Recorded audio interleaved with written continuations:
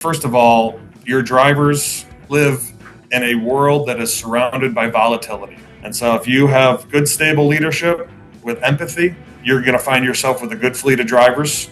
That's going to lead to a good operation. That's going to lead to a good customer service.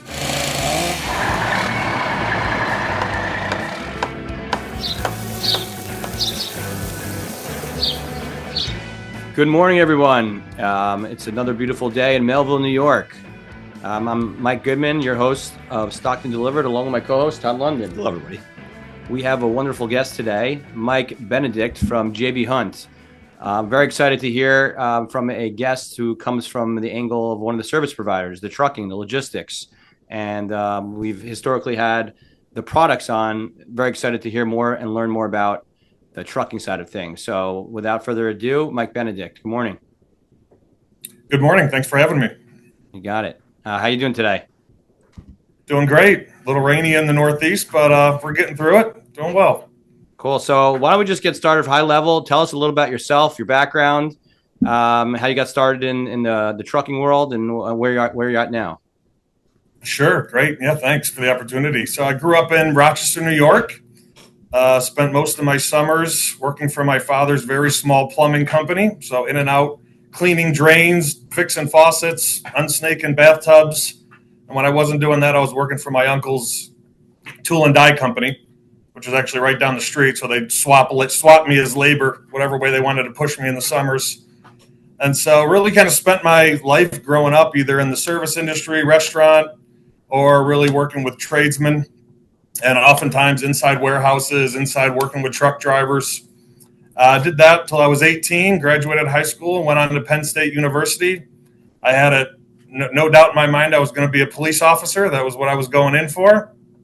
And as that kind of wavered a year or two into my career, a really good friend of mine, his father was a transportation broker out of Pittsburgh, Pennsylvania. And I got to spend time with him. I'd go home with him over holidays, and I got to talking about the business. And Penn State's supply chain program had really been started to catch a gear at that time in the late 90s. And he encouraged me to ask some questions and meet some folks in that department, and that really kind of moved me into Penn State's supply chain team. And then right before graduation, maybe 3 weeks before I graduated, I got a call sitting in my fraternity house from J.B. Hunt with my first job offer. And so I ended up getting a couple offers, chewed on it for a little bit, and ended up going with J.B. Hunt. I've been with them ever since. Been basically with Hunt before I walked off Penn State's campus. That's incredible. So, look, I'm excited to talk to you today for a couple of reasons. Number one, you're probably, or the archetype of you is probably the most unsung hero in our industry, right? You get to hear about when you're doing things wrong. I'm sure you don't get to hear about things going right nearly as much, but you're many companies' brand promise. You're the thing that gets things effectively from X to Y. And these are heavy, hard to load, hard to ship things. Just to start us off, can you tell us a little bit about J.B. Hunt, what makes them special, the number of customers you're servicing, just to give our audience a little bit of breadth of what it is the company does? Sure. And, I mentioned 26 years, and there's a reason why I've been with the same organization for so long. They have such a great, solid moral compass. J.B. Hunt, for those that might not know, was an actual truck driver. And he started the company and lived with his wife, Janelle, on very hard times for quite some time. And Janelle is still a part of the organization today, which is really a treat for us. She's in her 90s and still visits and celebrates drivers and managers, and that's just part of the fabric that makes this place so special.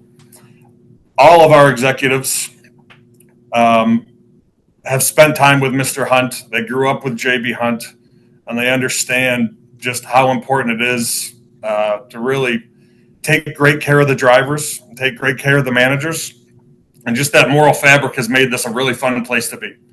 When the company's priorities are focused so much inward on our people, knowing that ultimately will lead to great service and great treatment for our customers in the industry. It's a good, comfortable place to work, and you don't have to have any sleepless nights. I've never had a sleepless night in my life knowing we're not doing the right thing. And so when the company's focus is on doing the right thing, taking care of your people, it just makes it a great place to work and really a fun place to work. It's very cool. Yeah. It's interesting to think that the founder of your company was the thing that you're doing. I'm certain that gives the perspective that you're expressing to us about, taking care of the truck drivers. To think that you've gone from a truck driver to how many now? That's right. 30,000 employees, 22,000 drivers. Quite the operation for sure. How many trucks do you think are owned or leased by JB Hunt? Roughly 22,000. Yeah. 22,000 drivers, 30,000 employees. Yeah. And how many companies does that signify that you're moving materials around for? Thousands. Yeah. Thousands. We touch really every corner of the United States, really every industry across. We have 4 different divisions, and I'll just touch on them really briefly. So our largest division is our intermodal division. It's the nation's largest intermodal provider. We have 120,000 container boxes. Our second is dedicated contract services, and that's the world I've lived in for 26 years. So on site with the customer, really an extension of the customer's operation. We are their private fleet. We have our highway services division, which includes kind of, you think over the road, you call, we haul, brokerage division, access to tens of thousands of independent contractors. And then our newest division, which has now been around for quite some time, is our final mile division, which crosses into the customer's home. So think appliance delivery, install. Think Peloton delivery, install.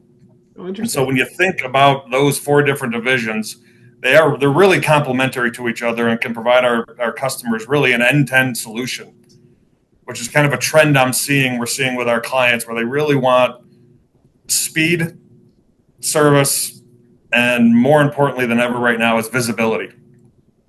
And so knowing where your product is, wanting it just in time, not wanting to tie up your resources and your fixed capital storing product means you need it to move quickly, and having really a provider that can provide that end-to-end solution gives you that full visibility, which is what Hunt does. That's very cool. So, yeah. I think it's pretty logical to understand that you're moving materials, you're delivering materials, you're offering services. What are some things that JB Hunt does outside of logistics for companies that you think bring some maximum value? We do, whether we have one I'll speak for JB Hunt, our dedicated division real quick. So whether we have one operation with you or 20 operations with you, really once we are partnered up, we are your logistics all-inclusive consultant. So you may have an operation with us on the East Coast, and you may use another provider on the West Coast, but we are going to go ahead and provide you, free of service, of course, potential solutions to improve all of your business. So we may sit down and have a discussion with you and our engineering team where to put your next distribution center. Even if it's going to involve JB Hunt or not.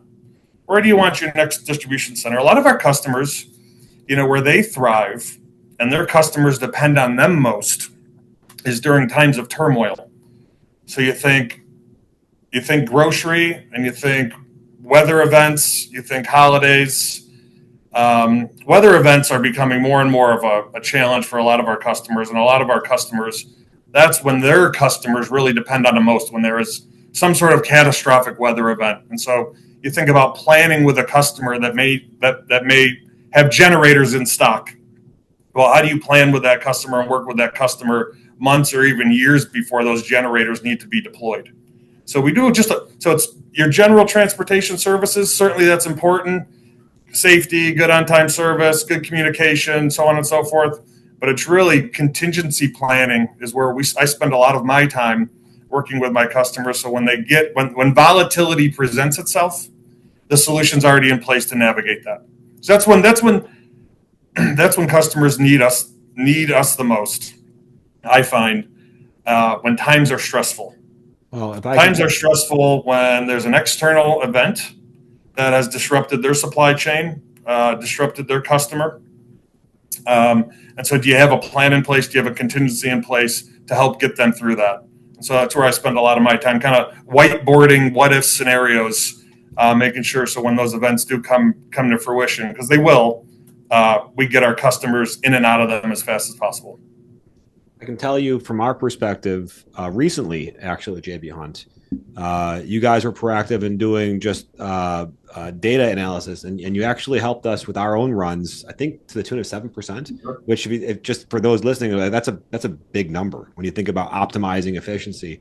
It was great. And the team, the data-based, logical, asked questions to make sure that that the data made sense of what we were doing, and came back with a plan in a relatively small amount of time. We utilize you guys, first most obviously to move the material, but it's really helpful when you help us be a better business. And I can certainly say from our own perspective, we've seen that. That's great to hear. That's great to hear. It's really, you think about the right solution. It's not about truck count. It's not about driver count. Size is never the goal. The goal is efficiency. That is the long game when you really are truly a partner with someone. It's about having the right amount of assets, not the most assets, and it's making sure those assets are efficient. And so when I think about things that I strategize about regularly is driver satisfaction, driver wages, driver quality of life. It's all about efficiency. And so if I have an operation that, let's say, could support 10 trucks and provide a solution for a customer, but what if I did it with 8 trucks? And instead of having 10 trucks on site, I had 8 trucks on site, because I know on Thursdays and Fridays I could pull 2 trucks from a neighboring account, bring those trucks in, and provide that capacity for that small spike in volume on Thursdays and Fridays, for example. So that does a couple things. One, it shows our customers that we're not in it for the top line revenue. We're in it for the efficiency for both parties. And number 2, it provides a stable wage for our employees. So those 2 drivers, for example, that I brought over from a neighboring account now can come generate income for their families over at this other neighboring account. And that account, this is kind of our secrets. One of our secret sauces is the account that I move the resources from no longer pays for those fixed assets. So if you think about a business owner, think about you guys, think about any strategic business owner, it's about capital deployment and staying leveraged. And so really our goal is not to look at your fleet in a vacuum. It's really to look at your fleet as part of the overall fleet of J.B. Hunt services, part of the intermodal. Even though you're a dedicated flatbed customer of ours, we think about you. I think about you in the greater picture with, I have intermodal assets 40 miles away. I have other dedicated assets X amount of miles away. How do I make your operation part of that larger ecosystem so I can ensure only the assets that are needed are on the ground? And when your volumes decline, maybe it's a seasonality, they decline due to seasonality, how do I keep you leveraged and remove some of those assets so your cost per load doesn't go up? You're not seeing, cost of goods sold does not increase. So whether you're in peak building season, or maybe you're on the other side of New Year's and your volumes are declined for a month or so, how do I make sure your transportation costs as a percent of goods doesn't increase? And that's by looking at really all the business units as one and making sure they're leveraging each other. That's really kind of been our focus over the last couple of years. We have operations within each of our region that really looks over the entire book of business and really makes sure every day, every week, every month, it's right truck, right place, irrespective of what contract they're under or what their home domicile might be.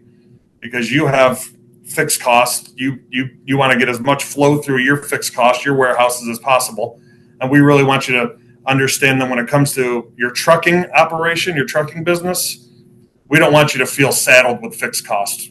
We want you to feel like your fleet is nimble and will ebb and flow with your volumes. It's really, really our goal for our customers. If I think back 5 years ago, 6 years ago, the theme used to be, who can get me capacity? Who can bring me the most capacity? Who can surge to the highest levels? And really that is well behind us now. That has changed. Business owners are savvier. They're smarter. They want to deploy their capital in the right way. And so it's all about being nimble. And just as important as bringing in capacity is shifting off those fixed costs so you can stay leveraged. So, I mean, that leads me to my next question. A good answer there is, why do so many business owners out there, we'll call them small to medium size, think that it's better, or they're uninformed maybe, to have their own trucking fleet on site and use their own truckers and use their own people? And you see that all the time. What's the mindset? What goes into that decision? Gosh, it's a great question. So control or perception of control is often one of the first things we run up against. And a lot of times you're dealing with or are meeting with folks that have been doing it a certain way for such a long time. And they have people on their management team that maybe their job is running the private fleet. And so as you think about internal brainstorming sessions that they may be having about ways to manage their supply chain or their transportation, you may have opposing views internally that are not in favor of outsourcing the fleet. For really, some of it's self-preservation. So sometimes blinders, I think sometimes people don't really understand that you're really not losing any control. In fact, you're actually gaining more control when you outsource your private fleet because you have a direct line to the provider, so you can still call the shots, except now you have control of moving your assets around to other locations that are no longer on your balance sheet for short periods of time. One thing that, as I'm talking to business owners and folks getting ready to make maybe this lifetime decision, you got to talk about risk. And so you can stand back as a business owner and come up with a million strategic plans. And folks like you probably start with taking care of your people, right? You take great care of your people. They're going to take great care of your customers. That's where your business starts. You can talk about how you're going to grow your top line revenue, how you're going to drive cost or waste out of your network, how you're going to make your distribution center more efficient. But having a private fleet adds an element of risk that oftentimes isn't in your control that could be catastrophic. A catastrophic event on the road with nuclear verdicts that are becoming more regular in our industry is just something that a strategic business owner does not need to have. And that would be my number one thing to encourage someone. Take that variability out of your business so you can be strategic, plan, and move your business forward without the concerns of something catastrophic like a major safety event happening. So over the course of the last 10 minutes, you've probably made mention in some form or fashion of taking care of the drivers. I would assume that is a core to the success of your company. Can you tell us a little bit of what that exactly looks like? Sure. It comes many forms and fashion. I'll give you a couple examples. But the best way I describe it to a new manager coming into J.B. Hunt, I say, first of all, your drivers all have soccer games they need to go to. They all have dental appointments. They have aging parents, and they have all the same stuff you have. So keep in mind that they have that. And then also keep in mind that they live in a world that is surrounded by volatility.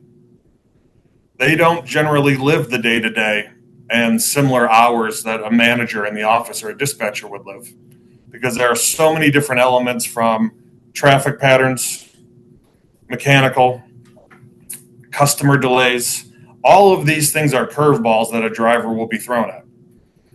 And so taking care of your drivers, in my mind, starts with eliminating or being prepared for as much of that volatility as you can as a manager and as a leader. So how do you so for example, as a leader and a manager and a dispatcher of a fleet, how do you ensure your equipment is in tip-top condition and you have really solid pre-trip, post-trip, and maintenance programs to ensure that driver doesn't spend 4 hours on the side of a road? How do you make sure you're dispatching in a way that isn't going to just put your driver in a scenario that's just going to land them in gridlock?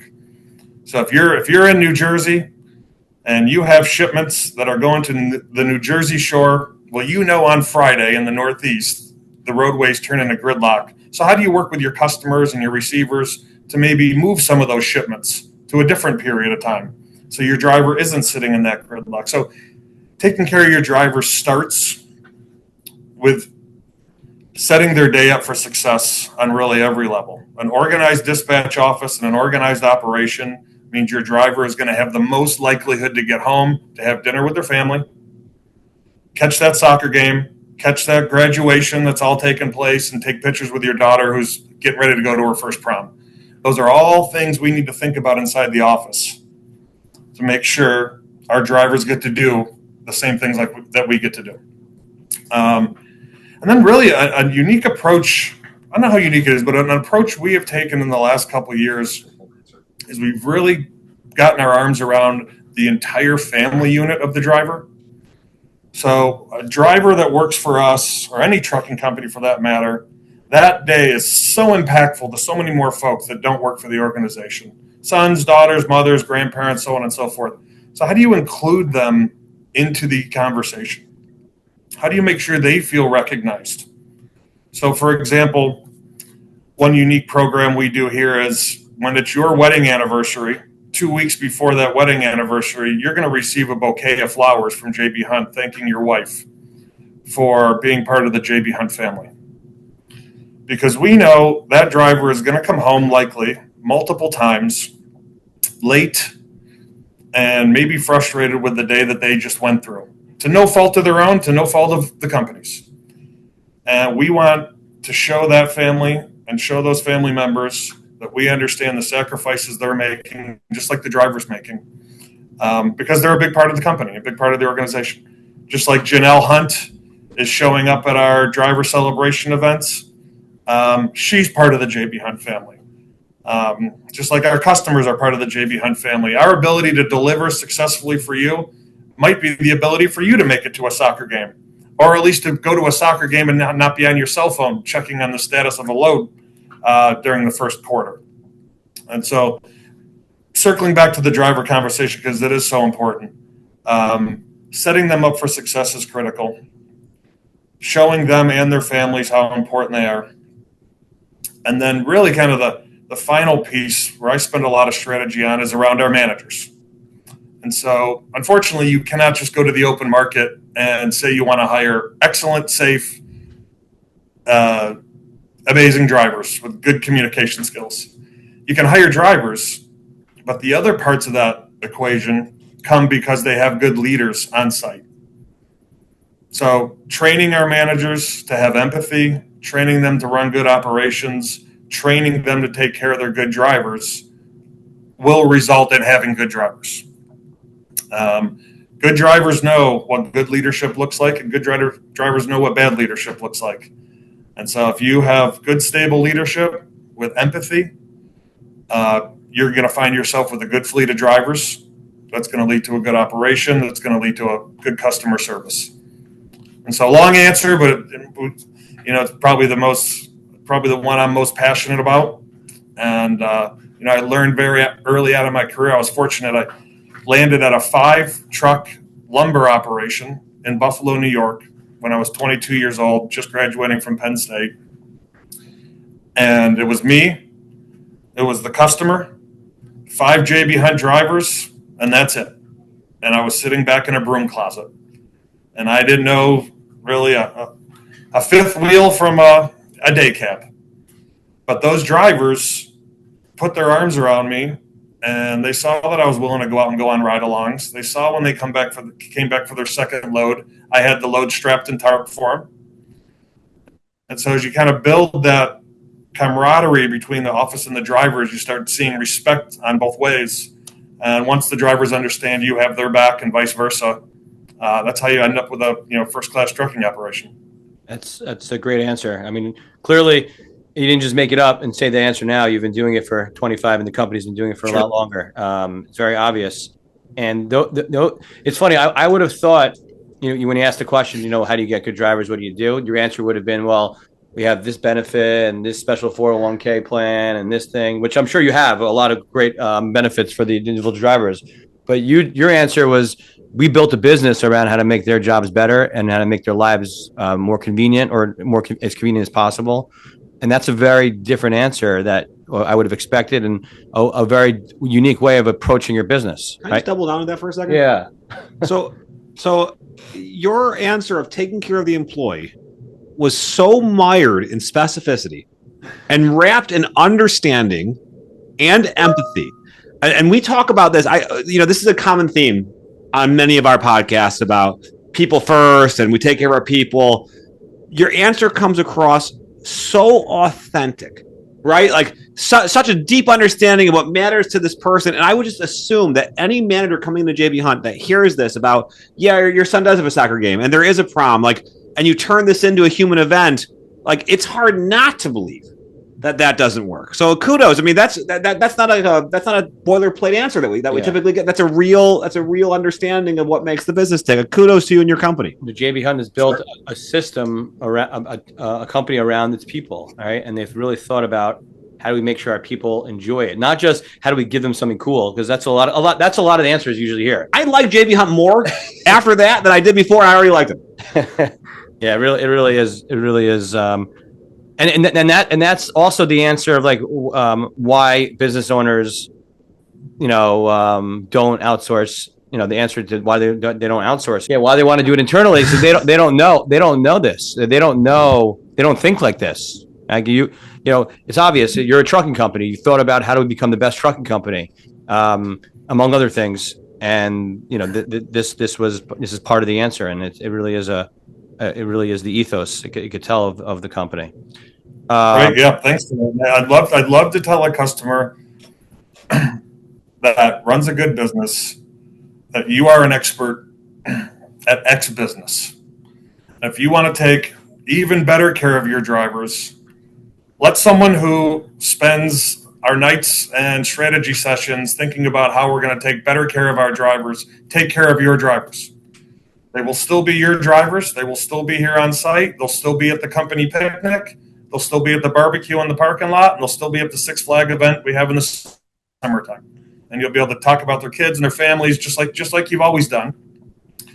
But know that the folks that will be watching over them and looking over their families are folks that really strategize about that more than anything. And so you're actually going to end up probably taking better care of your fleet by maybe giving up some direct control and still having the indirect control. And it's a true statement. We're really good at buying and selling lumber, plywood, exterior products. We're really good at that. That's right. What we do. We're not really good at trucking per se. I mean, we're good at finding people who are good at trucking, right? So we're finding the JB Hunts or finding the companies that know how to sell them, but we haven't thought about it every night, and that's the number one thing to think about. Just like insurance, we don't do our own insurance because we don't think about that every day, right? So you made a comment about a kind of a change in philosophy. You said, hey, 5 years ago, it was about maximizing the top line and thinking about how you can get more. And I would assume that that's mainly based on the fact that 5 years ago, can you believe 5 years ago we were in COVID? Yeah. Isn't that crazy to think? But at that point, it was literally like, get it to me as quickly as you can, as much as you can. And so I would assume that was the mentality. When and how did that shift? And was it you that came to that conclusion, or did someone have to bang it over your head? Well, the industry kind of brought that conclusion to us very abruptly when 30% of our clients closed operations. For about 45 days, many of your retailers no longer shipped. However, many of our customers are associated with the grocery business, home improvement business, and they saw volumes that are historical. We've never seen volumes that large. And so at that point, we were able to take all of their fixed costs, that said, that 30% of our customers, and move them into other industries instantaneously, keeping our drivers working, providing capacity at dedicated rates, reasonable rates. Market rates at that time were starting to absolutely soar. We were able to shift dedicated capacity into industries that absolutely needed every ounce of capacity they could get. And so that really propelled us into, that's the new way we're doing business here. And we have a center sitting right now in Bethlehem, Pennsylvania, where I'm sitting. We call it the CAP Center, and it stands for Centralized Asset Planning.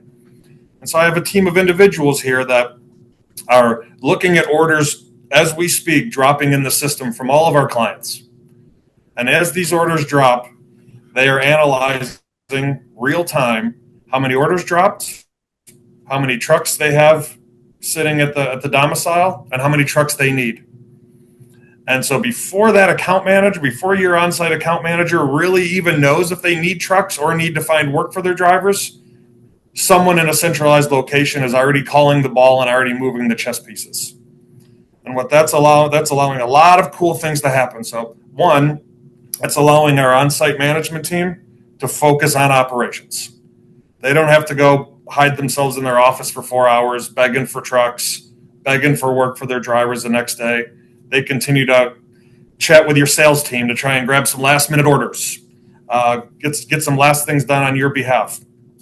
That ensures we don't have drivers tomorrow that are concerned about making a paycheck.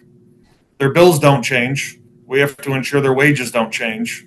So by taking that overarching view, it really kind of has eliminated and pulled away the driver's paycheck being dependent upon the domicile that they're sitting at.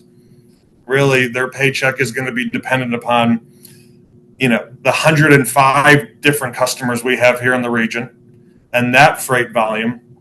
And when you take a step back and look at freight volumes, it's interesting. Like when I talk to a potential new customer, oftentimes one of their concerns are their volatility.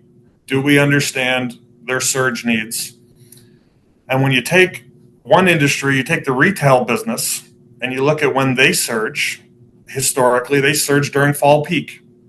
And if you take a look at the grocery business, they'll typically surge during holidays and weather events. If you take a look at the building material industry, they're typically going to surge during the spring season. And so in a vacuum, there are challenges with a fleet to try and surge up and surge down. But when you bring all the industries together and let them serve complementary to each other, you really have a much flatter line than you would expect. So we'll take a decent amount of our home improvement assets here in the next 30 days, and we'll reallocate them to the grocery business for the summer grilling season, summer holiday season for the next 2 or 3 months. And so really that'll, again, keep leverage to our home improvement clients, and that'll provide good, low cost, but dedicated pricing capacity, which, is very much separate from the overall spot market capacity. And that's what we're trying to do. When we bring in capacity for you, I want to bring it in at the same rate as your private fleet was already experiencing. It's another argument to, why scale helps everybody. It helps, J.B. Hunt obviously makes money. The customer saves money. And you're explaining all the reasons. And having scale gives, and the drivers have a full-time job rather than maybe a half-time job. Everyone benefits when there's scale involved, and you definitely have scale. And I'm sure you're probably, J.B. Hunt's probably growing every day as well. So the more scale you have, assuming you're doing it in the way that you're talking with the technology, with the management, everyone wins. And it's a great argument of why we should outsource our trucking. So, Mike, in researching the company, I came across this soundbite that your company's trying to go greener. It says that by 2034, you're trying to reduce carbon emission intensity by 32%. Is that true? And if so, how do you do that? That's such a great question. We hear sustainability questions from so many of our customers. And, there's really a lot more options out there, I think, than people realize. So first and foremost, what I would tell a customer is consider your supply chain and consider if you have an option for intermodal conversion. Can you move that highway load to an intermodal load? That is 65% reduction in CO2 right off the top. Huge win right there. Cost, oftentimes neutral, if not even better. And you're going to drive a lot of CO2 out of the environment. And number two, what I would tell you is think about, as I mentioned earlier on the discussion, how do we drive miles out of your system? And so that is partnering with other J.B. Hunt partners and finding ways to keep you fully loaded. We have spent some time and we are testing some electric vehicles in certain applications. What we do find, though, is the finances just don't line up when it comes to electric vehicles today. The infrastructure is not there. Some customers want to test them, and we do have them in place, but roughly 3 times the cost of ownership for an electric vehicle versus a diesel vehicle as it stands today. So that's a tough hurdle for a lot of folks to get over. And then we, certainly explore and utilize biofuel, biodiesel. 1/4 of all the fuel put into our trucks is biodiesel. And so that is a cleaner burn. We certainly focus on newer equipment. The average age of our trucks is about 2.5 years old. And so when you think about MPG, idle management, the newer equipment certainly helps there. But I'd say the lowest hanging fruit for a shipper as it stands today is consider intermodal conversion, because that's going to take a lot of CO2 out of the environment. And that's a perfect transition into our 3 segments that we like to do on our shows, all modeled after fun lumber double entendres. So first is Saw It Coming. This is about future predictions. Get it? Saw it coming? Saw. It's a lumber reference. What's one trend or change you see on the horizon for the trucking industry that others may not be noticing? You think about sustainability and how important it is for our customers and the perception to their customers. I see this coming at a very rapid pace, and maybe not the way you might think about it. I see it within the supply chain, all about driving waste out. So it's not just about clean energy. It's about doing the thing, making the delivery with less miles. And here's an example that we are starting to explore that is starting to gain some traction. So a load shipped from the West Coast on J.B. Hunt's intermodal service. It ends up at a rail ramp. Your dedicated operation makes an outbound delivery, and instead of coming back empty, they swing by the rail yard and bring your inbound back into your facility. So think about that from a sustainability perspective, what that just did. It eliminated another truck on the road having to make a delivery into your facility. It eliminated the empty miles you're paying for coming back to your operation. And in fact, your private fleet just got paid to bring that load into you, and I'm going to give that money back to you on your invoice. And so you think about the closed loop situation. And it's not just a desire to drive out empty miles anymore. It is an absolute must and an absolute demand. Customers do not want to pay for waste. Our customers do not want to pay for waste and refuse to pay for waste. So the providers that can demonstrate the ability to cut that out of the supply chain are the ones that I think are going to end up on top. And so that is moving at a much faster pace than I have seen historically. Empty mile percentage, loaded percentage, always been a topic of conversation. But now I'm seeing it more in line with on-time service expectations versus maybe 5 years ago, 10 years ago, it was more of a wish list. Hey, let's drive up our loaded percentage. We're driving up our loaded percentage. So you seem to be an expert in the business. If there was a piece of technology that you could create that did this thing, what would it be that transcends your business into the next generation? The first piece of technology, or where I would lean first, and we're starting to see some real strong progress here, is on the safety front. So outward-facing cameras, inward-facing cameras that will soon be eliminating blind spots. Anything we can do to make the roadways safer and make our drivers safer in the general public is an investment worth making. And I would say the second piece of technology, we've come a really long way in the last couple of years. An example, since we're talking about J.B. Hunt, is J.B. Hunt's 360 platform. And so now what we're living in the same system as our customers. So when I'm out mobile, whether it be via my phone, my laptop, I'm looking at the same thing you are. I can see where your trucks are, where your orders are. You can see your trucks. You can place an order. Even if you wanted to place an order outside the dedicated division through our highway services, it is a one-stop shop. So really ease of use when it comes to technology. You want to be the easy button for your customer, right? Yeah. Transportation is a necessary part of what you all do great for a living. And so our job a provider's job is to make that as small of a part of your day as possible. And how do I do that? I give you one place to go, one stop. You want to know where your truck is. One of your top contractors calls you at 4:00 on a Friday afternoon. You're heading out of the office.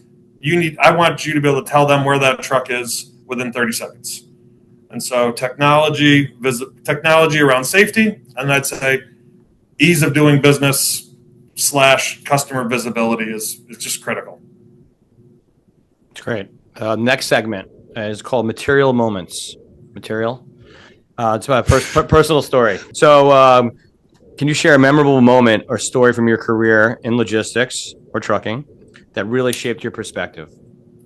Sure. I got a funny one and a serious one for you. I had just started dating my wife at the time, working at a distribution center in Philadelphia. I had become very close with a driver of ours. Her name was Marie. She was in her late 60s. She's in her late 80s now. And she invited me to an Earth, Wind, and Fire concert in Atlantic City. She was a big gambler, and I was just new to the account. I didn't know anybody, and somehow we had formed a really nice friendship. And I remember coming home one day telling my girlfriend at the time I was going to go to Atlantic City with someone named Marie. And she took a step back and said, "You're going where with who?" And then come to find out shortly after the three of us went out to lunch, and my wife Emily got to meet who Marie was. And, Marie's been a part of our family ever since and part of our life. And, that's kind of like a really warm memory to me. And it's really kind of shaped. It was very early on in my career, and it really taught me that the drivers and the managers and all of us, we're all in this together, and we're all pulling on the same rope. On a more serious note, one of the events that I'm really proud of, around the same time, I was working in a distribution center on 9/11, and I had north of 30 drivers in and around the New York City market at the time of the event. And as you can imagine, that became very stressful very quickly. And the customer I was working for provided a lot of support and relief to Ground Zero. And so we spent the next month at least sending shipments into Ground Zero. And so I think about the way I can still remember to this day, the very next day, sending shipments in, talking to a driver on a phone, screaming through the phone because of the noise in the background, yelling to the driver which officer he needed to get in contact with so we could get through the barrier to deliver into the impacted area. And, it flew by. The whole event flew by in a second, it felt like, but it was, months. And looking back now, 26 years later, knowing I was part of that, makes me really proud, and, proud to have worked with that customer, and really proud to see what J.B. Hunt brought to that immediately, no questions asked. That was a special moment for me. I almost wish you would have done the silly story second, because I'm going to have a hard time transition after that comment. I'm just going to do my best here. I mean, it's a beautiful story. Thank you for sharing. Final segment is called Quick Cuts. It's just rapid fire. These are just quick top of the shoot from the hip answers. I guess I'll start. One word to describe the future of transportation. Nimble.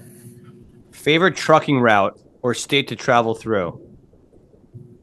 Upstate New York into Vermont. Best backhaul.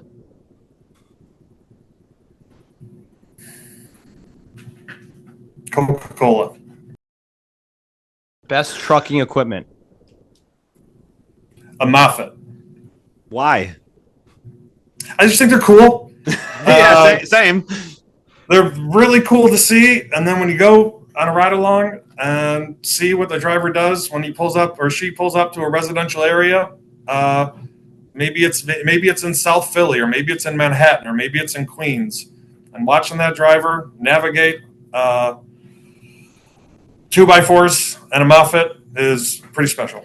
So there's a saying in the U.S. military: amateurs talk strategy, experts talk logistics. Mike, you, sir, are an expert. We certainly appreciate you taking the time with us today. This was fantastic. Honestly, I always say this, but like I really mean it again. Like I always feel like I learn so much after we do this.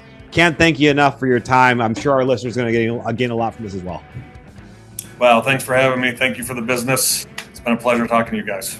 Thanks, Mike.